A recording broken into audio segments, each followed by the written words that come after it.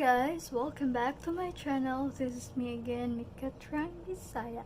And today's video, ituturo ko po sa inyo kung paano kuhanin yung link ng inyong YouTube channel and YouTube video.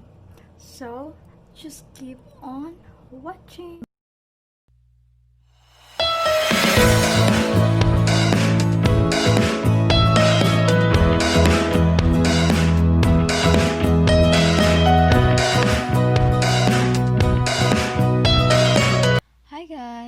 So this tutorial is super easy lang and madali.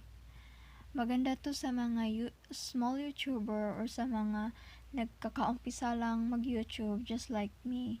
And sa mga nagpaplano or sa gusto lang malaman kung paano i-copy ang link sa YouTube channel at sa YouTube videos. So let's start guys. Una, punta tayo sa YouTube channel natin. Click YouTube, and then sa top right, click nyo yung picture nyo, ayan, click nyo yan, and then click nyo yung your channel, and then sa top right again, click nyo yung tatlong dot, ayan guys, click nyo yan, and then next, click nyo yung share, ayan guys. And then, click nyo yung copy link. Ayan guys. So, na-copy na yan guys. So, sample natin guys, i-paste natin sa Facebook. So, punta tayo sa aking Facebook. Ayan guys. So, click natin dyan.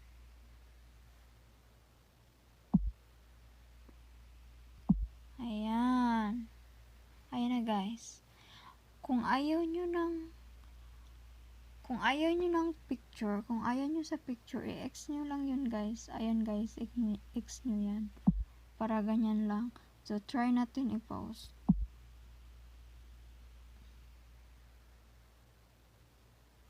Ayan guys, nandyan na guys. Ayan.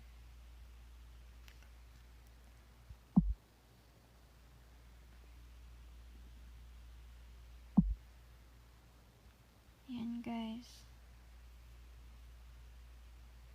So next guys, yung videos na naman guys. So balik tayo sa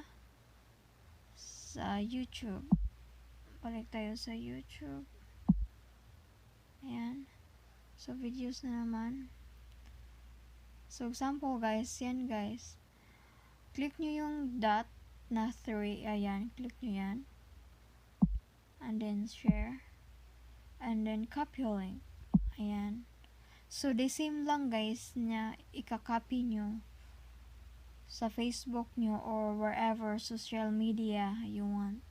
Ayan lang guys, super easy lang guys, and I hope that you learn something from me. and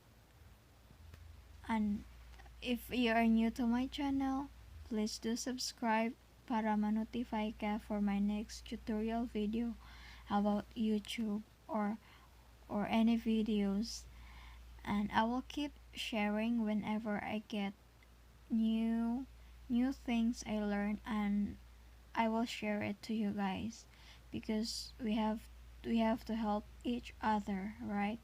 So thank you and God bless. Bye.